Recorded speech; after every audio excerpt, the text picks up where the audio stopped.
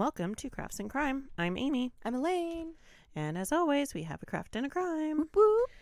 So, lately we have been busy. We're recording. Our recording schedule has just been so weird lately. But we do it. We do. We do it. And we do it right. Yes. But, yeah, you've been busy with your eggs. Oh my gosh, yeah. Mm-hmm. I'm so excited. I just candled them last night. It's been 1 week already. Is that not super crazy? It's crazy how fast it happens. Excuse me.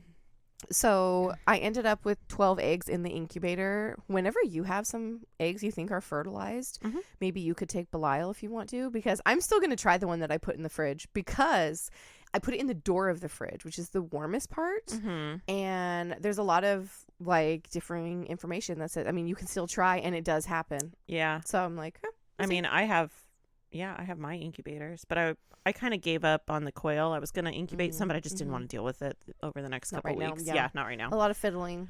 Yeah. But yeah, I was excited because I candled them last night. I got the house really dark because the light on mine isn't great. Mm-hmm. But it's better because these eggs are all light colored. That was the issue we were having. Our last batch were all really colored shell or dark shell. And it was so hard to tell. So out of the 12, 2 are for sure duds, completely not developed at all. Yeah, you could tell because they're like clear, nothing happens. You just see the yolk bouncing around. So I marked them with a pencil.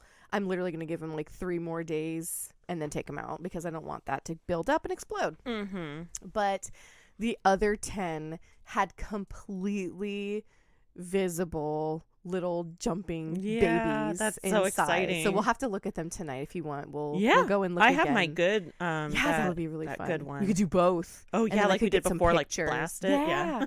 We could get some pictures because you could totally see the little floating chickie baby. Oh, like it was so precious. Yeah. So it was really exciting. Yeah. It was extra exciting to be able to see it so visibly because it's hard with those dark eggs. But so I have 10. Awesome. We have 10. And those are the I am Samani babies. So they're super rare.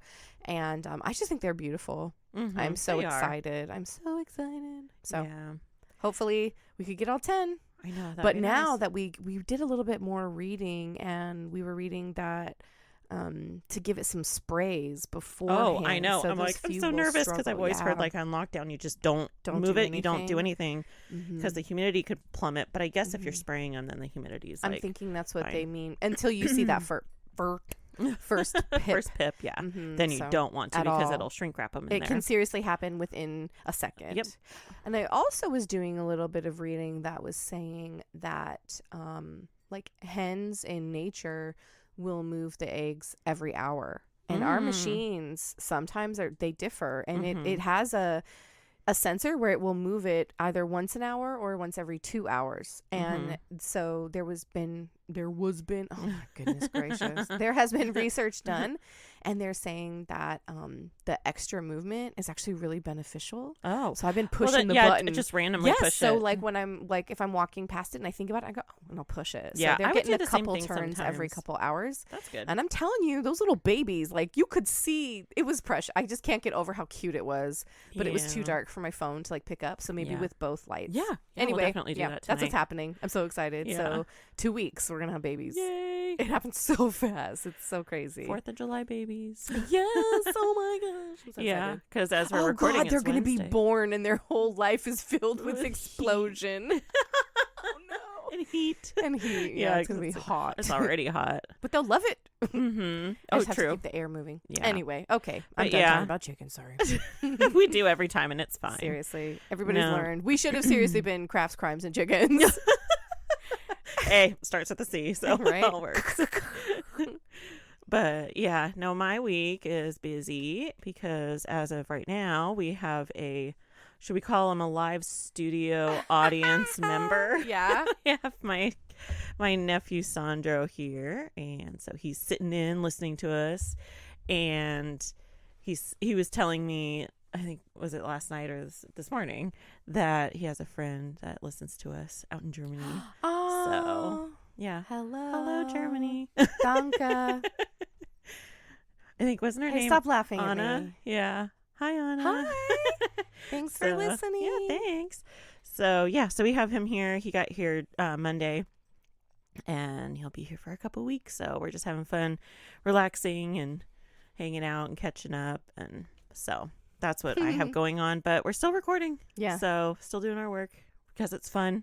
It is fun. Yeah, this was like, I'm telling you, it can be kind of hard for me because my arm, like, it sucks a little. Writing. But I'm like, I've just started to resort to reading straight from my notebook. So, you know, there's the little papers. But I can write my own Ghibli shorthand because I'm like, oh, God, my arm, I can't keep writing. So it's just like, and I can barely read it. But I get it. It's like my own ridiculous shorthand that only I can read. And I'm all like OCD about like I have to type it up, and I'm that's glad okay. I did because it's the way we do stuff. And we're different. We are different. That's what makes it beautiful. Yes. Cheesy. Because, you know, it really is though, because we have totally different styles, and they're both what is the most, it works the best for us, and it makes us productive. Yep. And that's the way. Yep. So I guess now we should move on to you reading off of your paper, your crinkly paper. It's ASMR. It is. I do like it, but I do wonder if you can really hear it, chime in and let me know. I mean, I'm guessing it's I realize my headphones are all tangled. Uh-oh. That's okay. I think. Okay. Okay. My crime. Your crime? Sorry. I got ahead of myself because I just finished all my crime research. Okay. My craft is scrapbooking. Scrapbooking. Totally sound like you said crap booking. Scrapbooking. Scrapbooking. Putting all your crap in books. Scrapbooking. Which makes it extra fun because your mom just brought all yours, and we were just looking at them, and I thought that was so cute because, oh my gosh, shout out to Kim. Those scrapbooks are so beautiful and amazing. Yeah. Like, they're gorgeous. So clearly I was the first child. Isn't that funny how everything. That works? My like first cut of hair. Yeah. My first boo-boo. Yeah. I think I definitely kept my baby's first lock of hair that she cut off. You didn't go extra and keep the scab, did you? No, I did not, but that's okay. Yeah. No, I have all my kids first. I think my mom kept my belly button stump. I know that's a thing. Yeah. So I think my mom kept mine. I did not keep that. Yeah. No. I drew the line at body parts. Yeah. So, yeah, I used to scrapbook, so I don't anymore. I don't. I scrapbooked for my first kid, and then I never. See, I don't in the way. I use scrapbook paper to do a lot of crafts on its own. Like, I make homemade matchboxes and matchbooks, and I've done I do like the full album thing. I don't do it for myself, but I've made them as gifts where they have the pockets and the fold outs and everything. You've made me stuff. And I'm like, I'm good at it, but I never I never got into the kind where I actually attach pictures to it. Oh, that's all I did. I do like junk journaling. And that's going to be a little bit in this history. Sorry, that was a tangent, but here we go. So what we consider to be diaries in the Middle Ages, recorded thoughts and activities in daily life, just like we do, now. And so throughout time, we started with the earliest known diaries that was known as the Journal d'un bourgeois de Paris, which was written by I would not have been able to say that. A French priest, an anonymous French priest between like 1409 and 1449. That's kind of a vast thing, but and it was actually a historian's treasure trove. They were able to get so much information because the way he dictated his life was a breakdown of his entire life, and so it was a really great visual for the times, and French historians got a ton of information from it. That makes sense. Yeah, so it was nice, just like now, how we know crimes can be solved with diaries. Yes. Journal your life because Seriously. It can be your alibi, and it can prove if something happens to you. Yeah, I have a book called One Line a Day, and it's just like, it's a 5-year thing, and it's like you write the date and little jot down like what you did, and I used to keep up with it, and then I kind of like stopped doing it. So it's like a super easy version of just like, it's a quick was the highlight of your day was this, or the like, low oh, light so and so came over and Yeah. we did this, or I went to the market, and because something as simple as that can jog your memory, and you can immediately recall those things. I remember that day. Yeah. So it is really important, and it has obviously been important to all of us throughout history, which I think is really cute. It's like we are all the same. We've always been this way. We're all human. During the Renaissance, between the 14th and 17th century, nobles and educated Europeans kept what was called a commonplace book. Mm-hmm. And the commonplace book was really similar to what we think of today as a bullet journal. So very simple, okay. basically exactly what you just talked about. Yeah, A very simple breakdown of the day to recall schedules, appointments, little things like that. And but it wasn't, it was something completely different from a diary. So think of our modern day planner almost. Yeah, I was going to say, it's almost like a basic. daily planner. But just on such a basic remembering of like, oh, I need to do this tomorrow, or for studies, jot down that simple thing. But it was very simple. And I kind of love this because it's still tying into my paper. Oh, okay. So when the printing press, right? When the printing press was upgraded by Johannes Gutenberg in the 1440s, it made the availability of printed information to everyone, not just the rich. Because so weird to think. Exactly, because it made it more affordable to print, and while paper wasn't being mass produced yet, you know, it hadn't been revolutionized in the 1800s, so that was still expensive, but the average common person could afford papered materials now.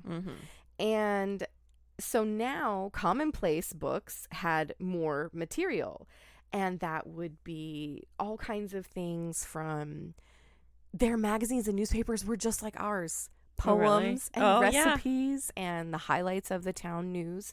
And so these things would now be written down real quick in our commonplace book. It started morphing into something else, including the books they read. All of these new things were being added in because the availability of these materials to everyone. So it started changing the way everybody interacted with paper materials, which is kind of funny to think of. Yeah. Just not having a book or a magazine being available to you is really sad. And so so now commonplace books weren't a journal still, but now they had become a place to file away all these recipes and little snippings and stuff that they would keep, because they kept it just like we did. Yeah. And so just like tips for how we do journals, you go on Pinterest, right? Yeah. So they started making books and like little how-to leaflets. Oh, like ideas for how to keep commonplace books. And like the way to rearrange them. And like they aren't just made for little jotted notes and things like that. It was more now. That makes sense, because it was like Creative Moments, that big scrapbooking, scrapbooking company, how they would have like magazines and stuff that would show like ideas on how to arrange things or how to organize memories or, cards, birthday cards, pictures, teacher's notes, like report cards, and how you could like do all that in your scrapbook. Because it can be really daunting to just like, I have all this in front of me and these stickers and like, what am I supposed to do? So it was exactly the same thing, because we all need instruction and we want inspiration on like, I don't know what to do with this and that. Yeah. And we've still always had aesthetics in mind.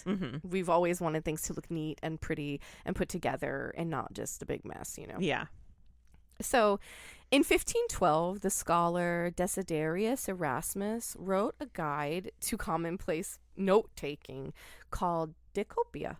Okay. So the copy. He literally taught people how to take notes. Oh, okay. And while I actually, did not look into what exactly it was, it's just like we said, like just layouts, like how to lay it out to look nice. And that makes sense. Maybe honestly, people not everyone is completely educated. Maybe they wouldn't think like, oh, put the date, that's important.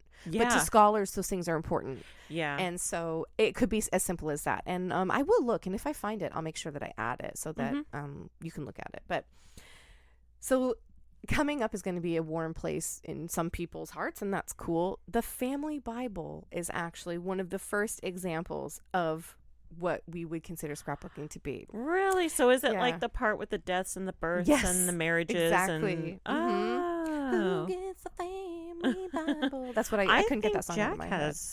your grandma's Bible, doesn't he? I'm not sure. I think so. It I wouldn't don't know. surprise me. I don't know. Probably. We'd have to look or ask him.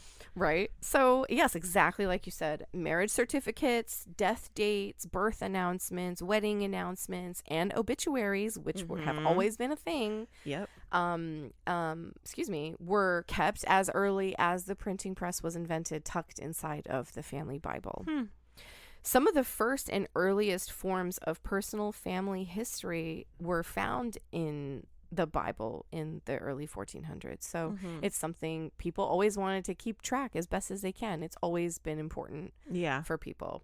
As I'm just going to keep reiterating, because it really is just like, we're exactly the same. Yeah. We're really. exactly the same. It's like, hey, we do that too. Right? But we're also human. Yeah. So I'm going to jump forward just a minute and then go back again. It's just interesting. In the 1800s, Bibles started having all these really amazing pre-printed pages. Woo. Say that 5 times fast. For your family genealogy, and they added slots for family pictures. And you know how I feel about those, because I collect them. And I have my wonderful mother-in-law Melinda gave me their family's Victorian cabinet cards, and it's the Scottish side of my husband's family, the Dalrymples, and they're just so beautiful, and I love them. So I think we talked about that on another a little episode, bit. Yeah. So back into the 1700s, now what happened was extra illustrations were started. And all that meant was all the bibliophiles' hearts are breaking. They would just it was cut and paste. Yeah. So they'd cut apart books, their favorite parts. Because also a lot of times these were people who had the money to afford to be able to do this. Yeah.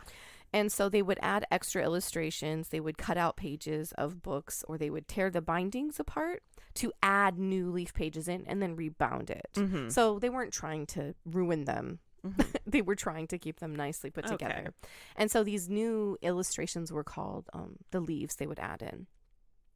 James Granger, he was an author. He published a book in 1769 called Biographical History of England, and it had extra pages to add your own pictures.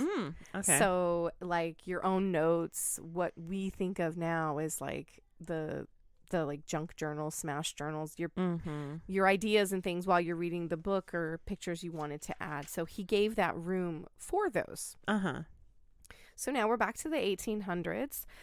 The Industrial Revolution has happened, and it's that massive, beautiful printing press we talked about several episodes back. Yep. If you've listened. And now mass-produced papers were everywhere. So now we had birthday cards, birth announcement cards, Christmas.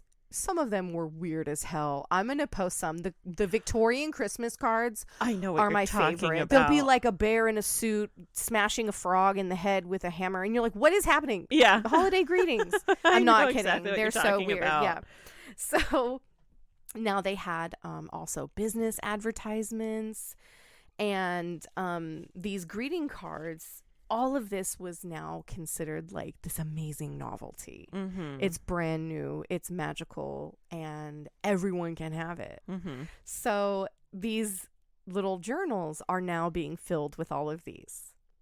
So all these little things, your friend has a business, so you're going to keep their card. Yeah. And it really expanded upon what these abilities were. So now these are filled with scrap paper doodles and newspaper clippings and birthday cards and all these fun little pieces of paper that you're gluing in, and it's a fun activity.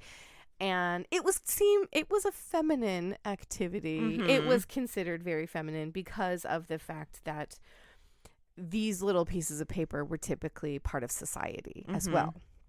One of the things that was highly collected at the time were calling cards. So much to the point that calling card albums were made. Oh, so kind of like a phone book? What these were for was, say you and I wanted to hang out together tomorrow. Oh, okay. So I had a calling card, and I would have my servant take it to your house, and you would deliver it back if you wanted to come. So then you would send your own version of, yes, I'll be there. Okay. Or, sorry, I regret. There's going to be one of each. Yeah. Because how dare I leave my house? So these calling cards became decorative and beautiful, and they were a polite society thing to do, and so it was important, and so they were cute. They made them so colorful, and it's going to be difficult. I'm like, I want to put pictures of all of these, but you can just Google like Victorian calling cards, and they're very common. People might know what they are. They're usually a gestured 2 hands greeting with like a heart or a letter. I can picture it. And it's florally, and it's typically that. So very cute. So all of these would be pasted in, and they would keep them. And it was also to mark the events you went to. Yeah. To show how popular you were. Because it was all society. So you had all these, and you could show off to be friendly and cute, like, oh, look at, but it was also like braggy. Look at all the friends I have and all the parties I went to and all the fun stuff I did. Like how much of a socialite I am. Exactly. So if you had more money, you were going to have more because you had more events to go to. As magazines came out in the 1800s as well, more and more things were coming out, like more recipes and cleaning tips and gardening tips, homemaking, mother tips. And so these would be clipped out, and they started to be kept alongside their own family recipes. And they were treasured as well. And I think it was really just fun to realize, like, I have a recipe from someone that lives on the other side of the country. And which is still kind of cool now. That is cool. The very last step to scrapbooking, as we know it, is the invention of photography. So when photo cards came out in 1850, they were developed in, just like school pictures now, 8 little pictures on a strip, and you would cut them up and you would give them to your friends. Yeah. And just like today, people paid to have photographs of their favorite celebrities and movie stars, and like, because that was still a thing, actors, theater actors, you know, it's hilarious because, again, we are exactly the same. I could picture handing out like a picture to like friends and stuff, and then like one to your sweetheart, of course, like... for sure, just to be so friendly. You know. And so now what started was we would have pictures of our friends and pictures of the plays and things we went to. So then the ticket stubs would get put to we are all we. Yeah. So the ticket stubs and the playbills with the photos started to get added to scrapbooks, and they became so multi-dimensional. It's like what I do now. Well, not like I really do, but I save that stuff, and I'm like, I'll scrapbook this one day when like all my kids are on. It's in a box. Who cares? It matters. You can look at it. It's there. I love digging through the treasure. I think that's another thing, is I always think like, I want to lay it all out and make it beautiful, but then I just like rifling through my little raccoon box. Yeah. I got a scrap box, not a scrapbook. And it's funny because there'll be like, there's like a balloon and a rubber band or whatever, and then I have to remember. Like, what was this for? Yeah. I need to mark them like exhibits, put a tag. Okay, so clothespin a tag on the balloon. Here we go. So the first reference to the word scrapbook, sorry, I got a little lost in my handwriting. Yeah. The first reference to the word scrapbooking was in 1821 around, and it was used as a noun. So it was like a scrapbook. Okay. But actually being used as a verb was first recorded in 1879, like to scrapbook. So it was really not that long ago. So scrapbooking wasn't a word. Okay. No, not till barely almost the 19th century. Wow. So that's it. But I got a couple fun little fun facts. Okay. So Mark Twain was actually patented a scrapbook in 1872. It was a blank book, and each page had a dried grid of glue on it. Okay. And so you take a rag or a brush and you'd wet it and then put your things on it. Oh. And he made $100,000 in sales. Gosh. And what is that in today's money? It is $2.5 million. Oh, you looked it up. Yes, wow. I did. Wow. I will always, because I'm so curious. Me I too. have to. Me so too. if I will always try ask. to remember to do it. So yeah, so 2.5 million in today's money. Now his writings combined was only 200,000. Wow. So his scrapbook actually made him almost more money than his published works. And so a little thing, I left it out to the end because I just couldn't really find a way to put it in. But an important part of scrapbooking today, and just photo albums as well, is the term acid-free. Yes. And acid-free paper. And it's actually incredibly simple, but the process was developed in the 1950s by Hercules Incorporated, and it was literally just baking soda. Oh. So the baking soda, because apparently the cellulose fibers, I did not mention this in papermaking, the cellulose fibers produce a lot of acid. It makes a really high pH naturally. So during the pulp process, they just add in the alkaline, which is baking soda, as the base to neutralize it. I know, like, when I was scrapbooking, it's always like acid free on everything. Yeah. Like, well, okay. I never really thought too much about it. I just knew I you didn't had to be either. acid-free. And the reason why, what happens is that the paper will actually be stained by Yeah. its own pH. And yeah, so that's a lot of...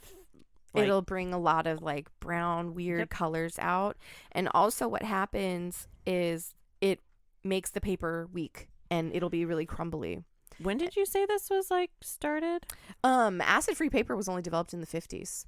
So Okay, not that long makes ago. sense because some of my mom's old, like, old stuff. But even some of the... Because acid-free paper was not really, like, I don't even think it was a massively thought of thing for scrapbooking in like the 80s and the early 90s. I'm not really sure. okay. Because my mom had she did like a little scrapbooking class, and it's like there's a smell to the paper that you can tell.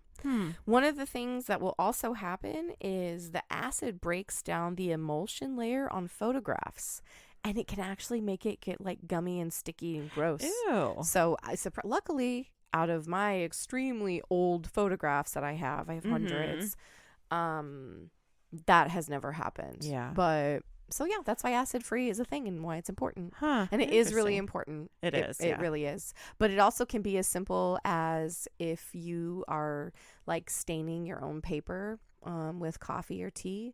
After you're done, you just spray it with a little bit of baking soda water, and then it's done. You just dust off it'll feel like dusty. Yeah. Ta-da! That's so interesting. Wow, good job. I Thank like that. That was you. I scrapbook, so that was interesting to me. Well, I should say I used to scrapbook.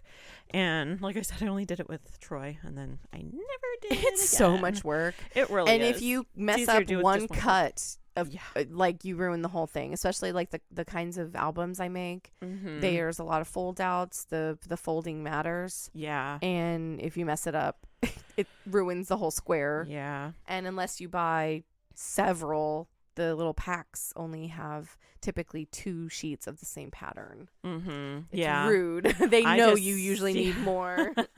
Yeah, I gave Avery a lot of my scrapbooking paper because she does a lot of like what you do is just like make these little things. Yeah, and so cards it's like and stuff. Yeah, so she loves all that. So I gave her all my scrapbooking stuff. So, anyways, okay. My crime. Yep.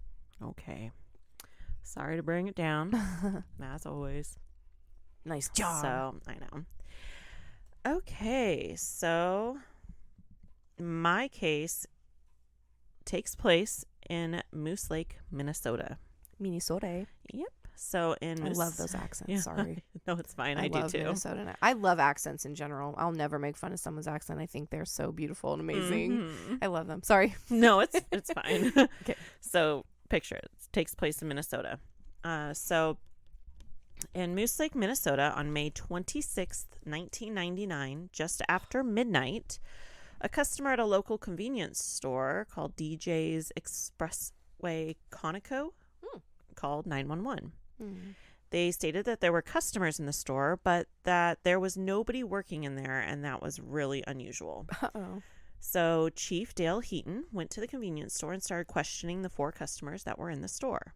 They said that they had been there for about like 20 minutes, and they hadn't seen the worker who was usually there, 19-year-old Katie Poirier. I'm going to say it like that because it's spelled Poirier. Poirier. Poirier. Yeah, that sounds right. Once I said it again, I heard it once and then I like kept forgetting it. Poirier. Officers looked around the store to see if like maybe she had gotten hurt somewhere, or if she was like sick in the bathroom, because she just, but she was nowhere to be found. So Chief Dale Heaton actually knew Katie and had seen her earlier that day working at the store, and he knew she wouldn't just leave. And so like he knew she was like really reliable. She's not just gonna up and leave. So they checked around the area, like around the cash register, and they saw that people had obviously come into the store, and they left money on the counter, like under a stapler. That's nice. And they had also left notes detailing like what they bought. That makes me so happy. Yeah, so it's not like they were like, oh, nobody's here, we're just gonna steal it. No, it's I'm gonna leave. Here's what I bought. Here's the money. So they saw that, so they knew, okay, she obviously has been gone for some time. Then they see that Katie's car keys were left behind, and her car was still there. All her personal belongings were still in the store, so they knew, like, obviously, like, she should have been here. She didn't take anything, so something happened. There were no signs of a struggle or a fight in the store. Everything looked fine. She just, like, vanished. So officers then, while looking around, noticed that there were 4 surveillance cameras in the store. Ooh. So Chief Heaton called the manager of the store to explain what was going on and, like, say, I need access to the tapes, to see what happened. So while they were waiting for the manager to show up, they started to look for a possible timeline of when she was last there. And they looked at the cash register and, like, pulled out the receipt tape and saw that the last purchase was at 11:20 p.m. I never would have thought to do that. I know. That's crazy. Obviously, they teach them, but I was like, oh, wow.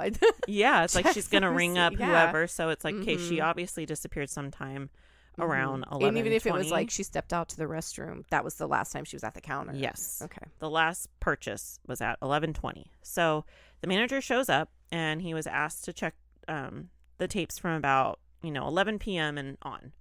And unfortunately, the video was horrible quality. It was super grainy. Oh, yeah, 99. Yeah, 99. Oh, and the image was split on 4 tiny screens. So as they're playing it back on one screen, it's split into 4 quadrants. So you're looking at this itty bitty little corner to try to see what, is going on. So on video at 11:33 p.m., they see a man walk into the store, and he walks around the store for a bit, and he's going like on and off camera because, 4 cameras can only get so much of the store. Right. Then he comes back on camera, and he is seen pushing Katie out of the store. Oh, no. Yeah. So this was confirmation that Katie Poirier had been abducted. Damn, that sucks. So Chief Heaton called the FBI and the Minnesota Bureau of Criminal Apprehension, and a ground search began in order to try to find her. In the meantime, analysts began looking at the tapes, and like I said, they were such horrible quality that it was impossible to tell like any details in the video. So they knew they needed to try to enhance the video, so they took the tape to a nearby casino that was able to split out the images from the 4 quadrants. See, and I blow never them would up. have thought of that either. Of course, the casino is going to have like the best For surveillance. Yes. Yeah. So they take that tape over. They were able to split it out and blow up the images. Still, the images were not clear, but they could make out a little bit more about what had happened. So they see that Katie and the man had had a conversation. He left the store and then came back inside, and this is when he grabbed her from behind, and it looked like he had used a cord or a rope around her neck, and he forced her out. So they knew, okay, a rope, cord, something was used. He pushed her out of the store. They have a little bit more information. So Katie's family was notified, and her brother Patrick was just 21 when Katie was abducted at this time. And he said in a show that I watched, I'll put it in the show notes, in the sources. And he said that he was in the basement sleeping when his mom stormed in yelling, "Somebody has her." And he's like, "Has who? What? Like, has who?" Because she was just notified of. Okay. I was like, wait, how did she know? Yeah. Okay, I'm sorry. No, so they went to notify the family, and then he's saying like she just ran in and somebody has her, and he's all confused, like, "Has who?" And it's like Katie. Someone has Katie. Yeah. So of course the whole family was in shock. So Katie was a college student studying law enforcement. She had recently gotten engaged, and her and her fiance were planning to move to Montana. And her family obviously couldn't think of anyone who would do this to Katie.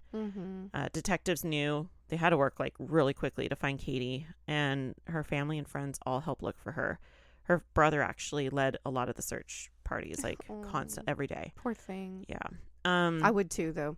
Yeah, the family obviously went to the media, like it's pretty typical.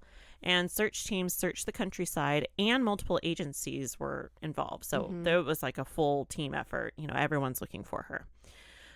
So detectives kept looking at the video, but they couldn't make out any features. But what they could make out was that the suspect had a dark shirt with white sleeves, and he had on dark pants. He was most likely Caucasian, but no age could be like determined just from looking at the video. The family was shown the video to see if they recognized the person, and they didn't. So a woman named Kathy Lano worked at the sandwich shop next door to the convenience store, and she remembers seeing a suspicious man lurking around. She said he walked into the sandwich shop and said he was looking for the restroom. And she could tell that he had been drinking. And so she told him, like, you can't be in here, and I'm, like, closing up shop, so get out. And so he left. And she closed up shop. And then after she, you know, finished closing shift, I remember doing that when I worked at the video store. I hated it. You got to count out the cash register and all that. It's, yeah. So tedious, right? Yeah. And then you got to clean the floors and everything. So, you know, it's a sandwich shop. I'm sure she had a mop and stuff. So she finishes up closing, and then she walks over to next door to the convenience store to tell Katie that she was leaving for the night. And as she was walking to her car, she noticed the same man at the end of like the sidewalk. And he asked her if she was done for the night, and she was like, "Yeah, of course." Like, Ew. bye. Like, and I'd be like, "No, yeah, someone big and huge is coming to pick me up." Seriously. So yeah, so she was like, "Yeah," and got in her car. I'm sure, like, you know, locked it all up and just like bye. And so she left. Oh, because he was confirming she wasn't coming back. Oh no. But she was shockingly able to give a lot of detail. That's good. Like a detailed description of this man. When someone creeps you out, yes, that tends to stick with you. Absolutely. So she said he was in his late 40s with blondish hair that was starting to turn gray, and it was it was longer over the ears and at about collar length. She was shown the video, but she couldn't tell for sure if it was the man that she saw because it was so blurry. She surprised detectives once again when she said that she remembered his truck. Oh, cool. She said that it was it was late, right? Yeah. Oh my gosh. Yeah, closing. It was like 11, probably 11 dark, o'clock. Yeah. She said that it was a black or dark colored Ford F-150 extended cab. Wow. Yeah.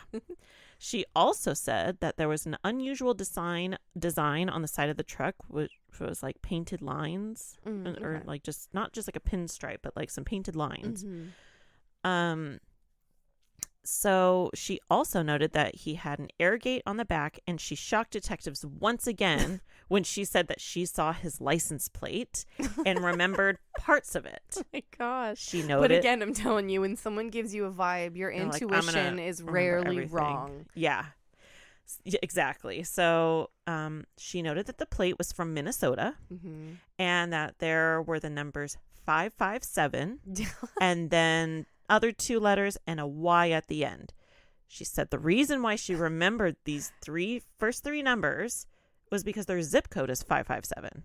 So easy. Oh, that's the zip code. I probably would if it was like our area code out here. So she said that she remembered the Y at the end of the license plate because the plate had a bend in the corner, which made it look like a K. But she recognized, oh, that's a Y. So it's this weird little. Yes, that's amazing. I know.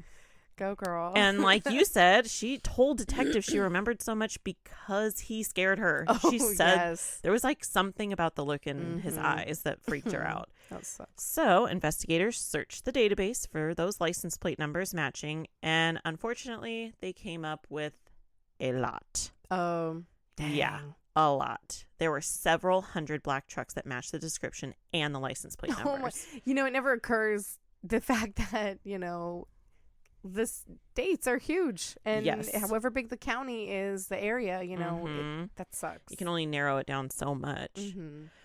So meanwhile, as I said, Katie's brother was leading searches for his sister, and days and days and days passed by with no sign of Katie.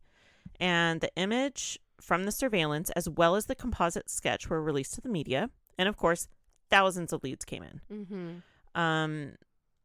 So one tip came in saying that Donald Christensen looked like the composite sketch.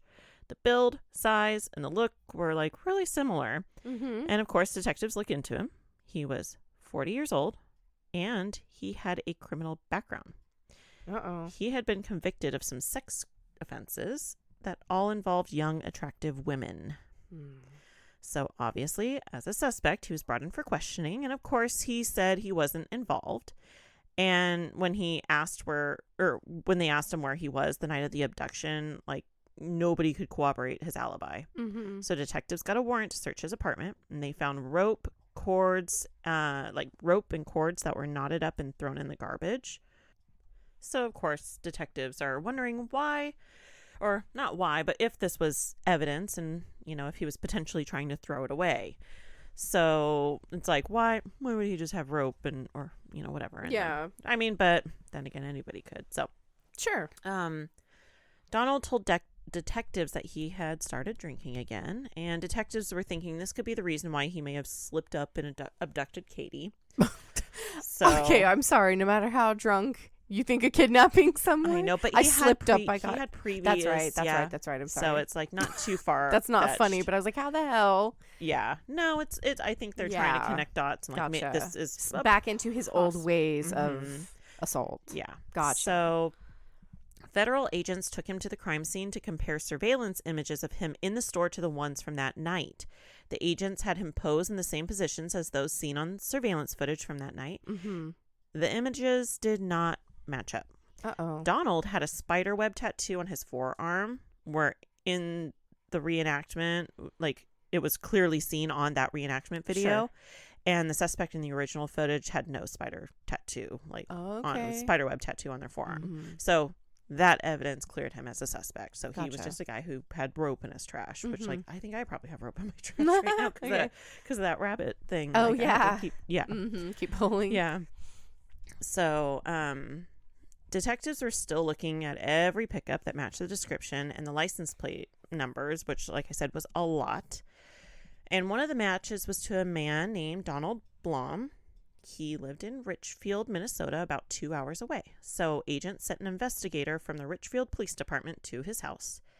This investigator spoke to Amy Blom, who was his wife, and she explained to her, like what they're there for. Like, we're here about the truck. We're looking into the truck that was registered in your husband's name. And so she informed the investigator that they no longer own the truck and that it was actually white and not black. So he was crossed off the list as a suspect. So detectives once again went back to the horrible, grainy videotape. Now, this is where things get really crazy because one of the investigators had the idea that maybe space-age technology would help. So an agent from the FBI contacted NASA. That's really smart. Yeah. Scientist Dr. David Hathaway was using the most advanced video technology in the world to enhance images from space. So Dr. Hathaway, he says the FBI just called him up and told him they had a videotape of the kidnapping and asked if he would work on it. And he was like, sure. So, if it could help find her, save her. So he said that they had techniques where they could de-blur images and make them clearer. And he knew that time was of the essence, like I was saying, and every moment matters. He's like, I'll do it right away. So he started working on it. He was given the video. That's nice. And he immediately saw an issue. Oh, no. It was the way that the video was recorded. So a standard video contains 30 moving images per second, but the surveillance video, in order to extend recording time, only captured 1 image per second. Oh, gosh. So this meant, because basically, as he was saying, is he would layer images, multiple images, and it helps blur it, de-blur it or whatever. Yeah, but you can't do that. You can't do that if you only have one. Yeah, so this meant that the time gap between the shots made it impossible for him to layer them because they were going to be totally different. Yes. If I'm waving at you in 2 seconds, that's going to be two different the pictures. suspect had to be standing still for Exactly. several seconds. So frame, you know. Mm-hmm. So while searching through the video, he could see that the suspect had blonde hair and was actually able to zero in on the man's shirt. Cool. It was a New York Yankees baseball shirt with the number 23. The New York Yankees was over the breast pocket, and the number 23 was like on the back. So it was like not like a jersey. What is it for baseball? Is it a baseball jersey? Yeah. Okay. I'm like, that sounded wrong for some reason. I don't do baseball. This was this was the most defining feature that the detectives had so far. So what do? Well, they talked to Minnesota baseball legend Paul Molitor to help with the public service announcement. He makes a video, and it is circulated on multiple media broadcasts. Oh my God, that's genius. And all the baseball fans are going to be looking out. Everyone's going to know a guy that has a New York Yankees jersey or whatever. They're going to be looking at who, like their friend, be like, hey, wait. Yeah, I know you have that, and you match this description. Oh, so, no. Yeah. So he describes a suspect, and it's aired like over and over repeatedly. So it's just to get it out there as much as possible. And it worked. And investigators get a tip from a man who worked in a veterans home in Minneapolis. He said this sounded like a man that he worked with. He said that the man had the same jersey, and he also had a black Ford pickup truck. This person also said that the man changed his appearance recently. He said that he had... Of course. He said he cut his hair, and he had actually quit his job. So the coworker identified this man as Donald Hutchinson. How many freaking... Is that like the third Donald in this story? Yeah. That is crazy. This tip was number 1,960. That's how many tips they got. That's crazy. And the background check showed that Donald had been sent to prison a few times for sexual assault. One of those charges involved an abduction. And this name that detectives were running was an alias. He had several different names that he was going by. Donald Prince, Donald Franklin, Donald Hutchinson, and Donald Blum. Wait a minute, what? Yeah. What? Yeah. Donald Blum came up earlier. Remember? Yes. His truck. They went to the house and talked to his wife, and she was like, we don't have it. It's actually white. What? Yeah. So he's back in the spotlights. Like, they know some. Okay. Yeah. They got to look times. for him. Come on now. So during their search, they discover he had a hunting lodge near the crime scene only 12 miles away. And detectives found the trailer and searched it. There was no sign of Katie anywhere. And this was a 20-acre property that they had to search. Oh, wow. And detectives found a fire pit, and it was filled with ashes and debris. Oh, no. And they noticed that this fire pit must have been burned like pretty recently, and they found bone fragments. Oh, no. So they are, rifling through, and they also find a tooth, and it appears to be human. Oh, gosh. Yeah. So those pieces of evidence were sent to the crime lab to be evaluated, and they also found some firearms that he was not supposed to have because of his past convictions.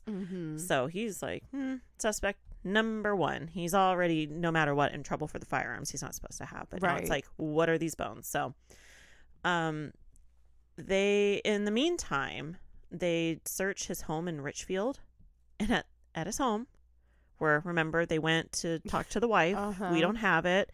At the home, they find the truck they had been looking for. It was the black Ford F-150 extended cab with detailing on the side. The same exact truck. So she lied. She lied. For him. Yes. For whatever reason. Yes. Why do people do that? So after 3.5 weeks of looking for Donald, they still could not find him. Then Special Agent Phil Hodap got a tip that his suspect was on vacation with his wife and children 140 miles away. So police tracked him down on his way home with his family on June 22nd, and they're able to bring him in. So when he's brought in for questioning, they tell him that they're there to talk to him about his black Ford F-150 truck. And he tells detectives that he doesn't have one currently, and that he sold it 2.5 months ago. All while he's telling detectives this. He obviously has no idea they have his truck. They have it. They're processing the truck. So in this conversation, he actually incriminates himself. he tells detectives that he had nothing to do with the crime. However, detectives at this point hadn't even mentioned a crime. They were just there to talk to him about his truck. There you go. He had told detectives, "I'm not the guy." And they're like, then who are you talking about? Exactly. And so he tried to cover up this mistake, but was arrested and charged with kidnapping. So Kathy Kano, who was the woman working next door from Katie at the sandwich shop, was called in for a lineup, and she was able to pick him immediately. She knew it was him, which is interesting because it's like he changed his hair, so she obviously knew his facial features and his build and all that. So the FBI crime lab results came in on the bones, and there was no DNA found on anything in the fire pit, even though they were confirmed to be human bones and teeth. There wasn't a way to prove that any of the bones or teeth in the fire pit belonged to her, and this meant that they couldn't argue that she had been murdered. However, there was a molar found in the fire. Now, this molar... They cracked it open? No. Oh, dang. It had a filling that had been done on it, and so detectives went to her dentist to retrieve dental records, and the dentist said something very interesting. The filling on Katie's molar had been done 3 weeks before her abduction. And the dentist also said that the filling was very unique because the material that was used in the filling was a material that was not on the dental market. What? Yeah. Get your teeth worked on, people, just in case. Dr. Meyer told investigators how the filling material could be identified. She said that there was a high level of zirconium that was not found in any other filling materials. So forensics confirmed that the material found in the molar in the fire pit matched the materials Dr. Meyer spoke about. It had that zirconium in it. I have goosebumps. It was like, her tooth. That's so sad, but at least they figured it out. That he was so close to getting away with it. Oh, yeah. He would have got the kidnapping, but like with no proof now it's of murder. It's her tooth. for She's dead sure. on his property. And he has the truck. It's all His of it. dumb wife. So with all of this, detectives confronted Blum with all the all the evidence. This is what we have. And he admitted that he had grabbed her at the store. He said he forced her into his pickup truck. Then he said he drove her to his place where he then choked her to death with his bare hands. He did not say what his motive was. He didn't say why he did it. He said he didn't know why he did it. And he wouldn't tell detectives any other details other than like what they already knew. So it was just very vague. So later he recanted his statement, saying that he had nothing to do with her death and that he was under the influence of medication that he was on and he wasn't speaking the truth. And he also blamed solitary confinement for his confession. And the reason he was put into solitary confinement was because they discovered he had plans to escape. So they had to put him there for like constant, constant supervision. So the DA's office had clearly enough to go forward with trial. So on June 5th, 2000, Donald Blum's murder trial started, and the trial took 5 weeks, and there were over 50 witnesses. Oh, wow. So 2 of these witnesses were women that he had kidnapped in 1983. Oh, my God. Yeah. So they testified. His wife also testified and said that he came home at about 9:30 that night and that they had gone to bed together. And then she said that when she woke up, coffee was already made. So she figured like, oh, well, obviously he was here all night. And she also denied knowing that Donald owned the baseball jersey. And like, he doesn't have that. And he, with all of this, fast forward, he's convicted. Like, which is weird because I'm like, hello, pretty much every wife knows what her husband's own, like what he wears. Yeah. So the thing about the truck, what did he convince her that they didn't have it anymore? She just lied. She just lied. That's so. Yeah. Oh my God. So he was sentenced to life in prison without the possibility of parole, and he was also given 19 years for the possession of the firearms. Gotcha. Now remember, we talked about it like before where, yes, it's like 2 different charges. What does the 19 years have to do with anything? Well, it's because what if that's overturned, then, you need to do all charges separately. Exactly. Which I never knew that up until recently as well. So Donald Blum appealed his conviction, of course. And so this is what's interesting is then his wife, Amy Blum, sent an email to 2 Minnesota legislatures stating that she believed Donald killed Katie. She also stated that her husband had abused her for 7 years. So I think she was just scared of him. So she lied out of fear. Okay, yeah. I take back what I said then. Yeah. She also hopefully that is the case. Right, because if she's telling a lie, that's disgusting. Yeah. But She also said that she didn't know that he had been married twice before. Mm. And she said that, like, when he suggested taking her last name, Blom, she was, like, flattered, but now realizes he was just trying to get another alias. Right. He was trying to change his name. So he was probably taking his last wife's last names, I bet. Did you see that? Maybe. I didn't look into that. I bet together. the aliases Maybe. were probably his previous marriages. Maybe. Or he just, as an alias, didn't legally change it. But he would just use used it. Yeah. Right. So I don't know. I don't know what his other two wives' last names were. So she also said that he was always going to the Moose Lake property, and she now believes that he may have committed other crimes. And she then said he had not been home that night. She lied. Mm-hmm. So investigators actually believe he could be connected to multiple other crimes and that he may be a serial killer. Oh my! Well, Yeah. I mean, the capability. Why not? It's not out of the realm of possibility. No, it's not. And at the time of his arrest, they were looking at similar crimes. So in 1993, 19-year-old Holly Spangler was found in the woods of a Bloomington, Minnesota park. And at the time, What's crazy is that name sounds I familiar. said that to Sandro earlier, and I Really? freaked out because I was like, "Oh no, you're thinking of Sprinker or Molly Sprinker, or is it Holly Sprinker?" From my Yes, from my from one Jerome of your- Brudos case. Yes. Sprinker. I don't know. I think that, but Maybe. anyways, we'll have to look into it. But for both But- of us to be like, that sounds so familiar. Yes, Holly Spangler, and she was Okay. found in the woods. And at the time, Aw. Donald was living in the area under the name Donald Prince, and he was a registered sex offender. And another case that he was looked at as suspect was in the strangulation of William Johnson in 1983. Mm-hmm. Her body was found near St. Paul Cathedral, and Donald had admitted to being at the crime scene but denied killing her. Mm. And he had also told investigators that he might have killed a man near the St. Paul High Bridge. However, a body was never found. Mm. So he told investigators that he would like be out all night, sometimes drinking and using drugs. And then when he came home the next day, he wouldn't remember what he had done. So he is a very likely suspect for these other murders, but of course they can't tie him directly to it. Right. So in 2000, Minnesota Governor Jesse Ventura signed Katie's Law, which added stringent guidelines to the state's sex offender registry. Mm. And this made it more difficult for offenders to change their name. And as we know, he had like 4 different names. And this law also helped lengthen prison sentences. And Donald Blum died in prison on January 10th, 2023. Oh, wow. this year, That's crazy. At the age of 73 of natural causes at the Minnesota Correctional Facility, Oak Park Heights. Mm. So he is now dead. So Good. he was convicted of Katie's abduction and murder. Yeah.